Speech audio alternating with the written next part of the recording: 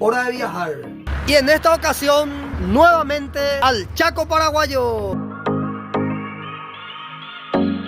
Esta es la cara de felicidad de un mochilero que en menos de 5 minutos consigue subir.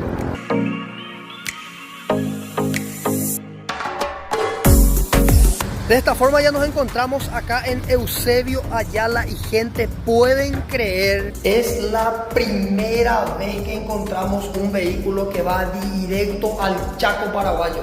Podemos darnos el lujo de elegir, inclusive de ir hasta Filadelfia. Eso es la primera vez en años de viaje que nos está pasando.